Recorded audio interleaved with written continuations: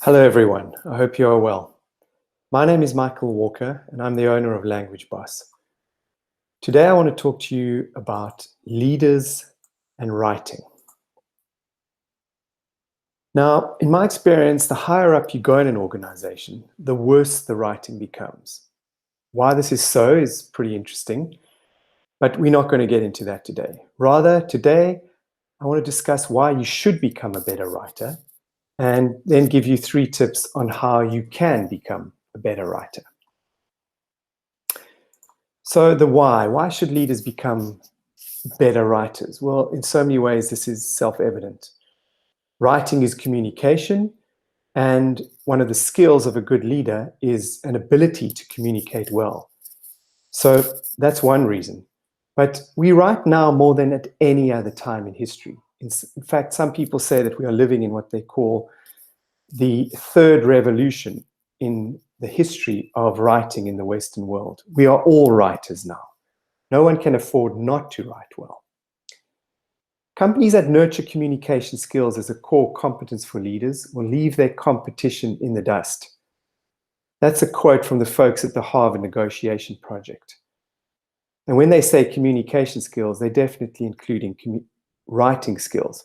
So it does a lot for an organization if everyone in that organization is writing well, but especially the leaders. But besides being a communication skill, writing is also a thinking skill. Now, at Amazon, Jeff Bezos banned PowerPoint a few years ago, and instead he gets everyone to write a 6-page document. Not everyone, the person leading the meeting writes a 6-page document where the sentences are well constructed, the paragraphs flow logically, and before the meeting, everyone has to read this document. Why does Mr. Bezos require this? Because he knows that good writing equals good thinking. So that answers the why. Writing is important as a communication skill. Writing is important as a thinking skill. So on to the how.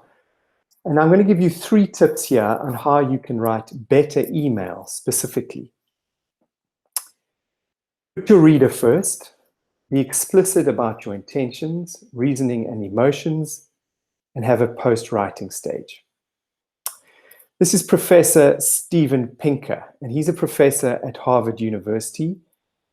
He's a professor of linguistics and psychology. And a few years ago, he wrote this book, The Sense of Style, subtitled The Thinking Person's Guide to Writing in the 21st Century. Now, in the early stages of this book, he tries to answer the question, why do we write so badly?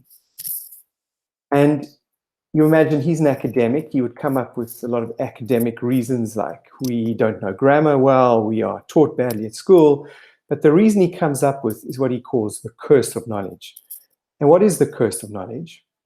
It's a difficulty in imagining what it is like for someone else not to know something that you know. And that's why that's the explanation he gave for why we write so badly. And I think it's a great explanation. It's a particularly human explanation.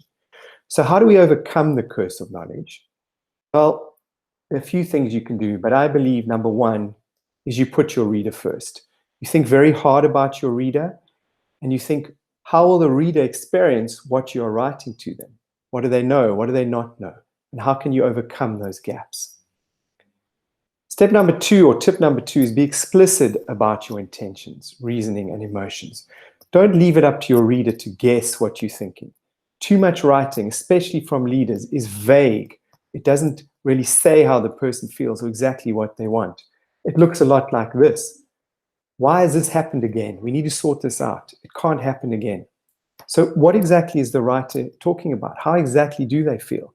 Yes, we could interpret from those 3 sentences, but the likelihood of us getting it wrong is quite high. So rather be explicit. I'm frustrated that this has happened again. This is one of our key clients, and I felt embarrassed when they pointed out the mistake. It's really important to me that we spend time diagnosing what happened and coming up with some credible way to reduce the chance of yet another repetition. Be explicit. You might think this is wordy, but there's not much chance of me as a reader misinterpreting this. I know how you feel, and I know exactly what led you to feel this way, and I'm quite clear what has to happen next. Tip number 3, have a post-writing stage. This is Mr. William Zinsser, and a few years back, he wrote a great book on writing called On Writing Well, and he had this to say: rewriting is the essence of writing well. It's where the game is won or lost, and that is the truth. All good writing happens in what we call the post-writing stage. Pre-writing, writing, and post-writing. You have to have a very definite post-writing stage where you go back, you look at what you've written, and you aim to make it better.